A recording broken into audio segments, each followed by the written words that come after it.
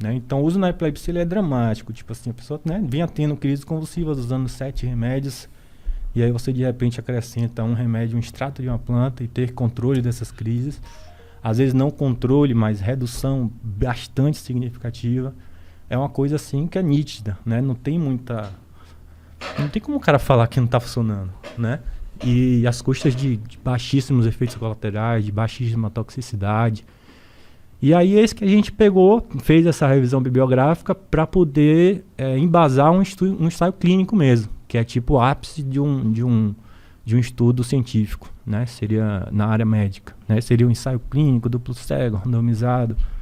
E a gente, graças a Deus, conseguiu hoje submeter, pelo menos, esse ensaio clínico. Estamos esperando aí a Anvisa dar o carimbaço para falar para a gente começar. E, se Deus quiser, vamos começar esse ano ainda. E aí vocês começam o quê? A produzir esses remédios? Não, a gente não produz. A gente recebe um remédio, vem de um produtor de Chile e a gente dá para esses pacientes. Ah, né? Então, entendi. a gente vai tentar regulamentar esse remédio, digamos assim, como uma terapia nacional, uma terapia possível, um remédio de fato, né? Não é um extrato de planta, é um medicamento. E aí esse remédio seria o CBD ou seria o THC? Ó, a nossa resposta que a gente está tentando buscar agora é justamente qual o impacto do THC nesses pacientes epiléticos, né? Se seria melhor usar extratos com um pouco mais de THC ou com um pouco menos de THC.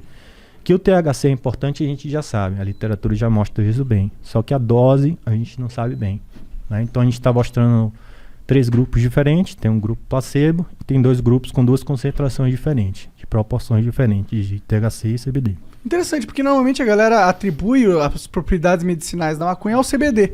A galera meio que coloca o THC como se fosse... é a parte da maconha que deixa você chapadão. Exato, THC-fobia.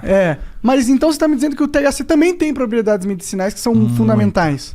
Tem muita propriedade. Inclusive, assim, sendo bem objetivo, o grande protagonista do sistema endocannabinoide, né, vindo das plantas, porque as plantas elas têm moléculas que se assemelham a moléculas que a gente mesmo produz, né? Então a gente produz uma molécula que é a anandamida, que é a substância da felicidade, né? Dita substância da felicidade. Como que é? Anandamida? Anandamida. Anandamida. Isso, ela foi descoberta isolada assim em 92, né? Pela galera lá de Israel, o Meshulam, que é um dos maiores pesquisadores. Recente, hein? Bem recente.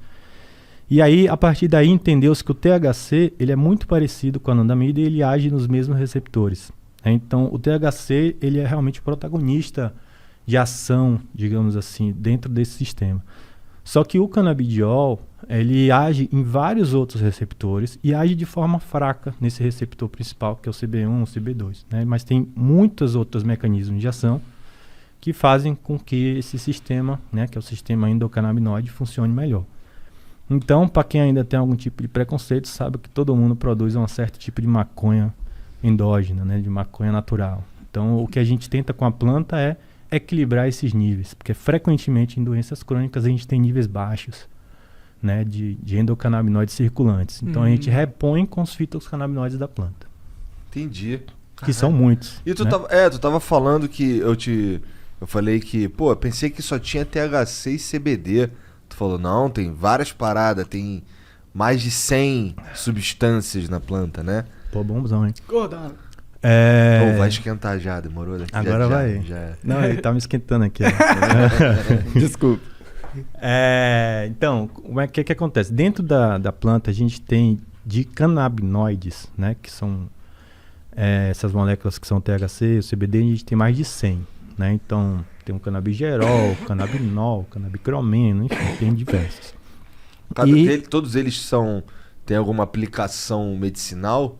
Aí, como a ciência ainda é recente nesse assunto, a gente não tem o detalhamento técnico de todos esses canabinoides, né? O que a gente entende hoje, pelas pesquisas que a gente tem, que são muitas, tá? Não são poucas, a gente já tem muita pesquisa, só que a gente tem muita coisa a pesquisar ainda também, em igual proporção ou maior. Então, a gente sabe que alguns deles funcionam. A gente tem alguns que são mais estudados, né? Uns 4, 5 são mais estudados. Os outros ainda vão vir nas próximas décadas. Entendi. Então, tem muita coisa para vir ainda, entendeu? Tem muita combinação de canabinoide para determinada doença e tal. E não é só canabinoide, né? Canabinoide essas mais de 100 que existem. Além deles, existem flavonoides e terpenos, né? Então, os terpenos, eles dão aroma da planta. É muito comum as pessoas que fazem uso recreativo até escolher a planta pelo aroma e tal. Sim, isso são os tem terpenos. E é gostoso o cheiro de algumas. Sim. Tem umas que não são tão E os gostosas. flavonoides é o que dão geralmente a cor, aquela cor dos pistilos e tal, uma cor às vezes é mais alaranjada, às vezes é mais amarronzada, mais verde. Então, geralmente é o flavonoide que pigmenta essa planta. Então, o flavonoide tem muito efeito antioxidante, né? Ele já tem vários flavonoides conhecidos que são usados na medicina. E os terpenos, eles têm várias propriedades terapêuticas também, né? Não sei se vocês já ouviram falar de aromaterapia, mas é uma coisa que é milenar também e a aromaterapia se baseia basicamente nisso. Tu fica sentindo o cheiro ali, se tratando, pô, tô me tratando aqui, sentindo um cheirão. Incensos. Porque o cheiro, cara, ele cerebralmente assim é uma coisa muito muito forte, porque ele sensibiliza muito o cérebro, né? E ele tem uma conexão direta cerebral, diferente dos outros sentidos, que eles passam por um tipo de processamento cerebral. Então, o cheiro ele te conduz a estados emocionais instantâneos.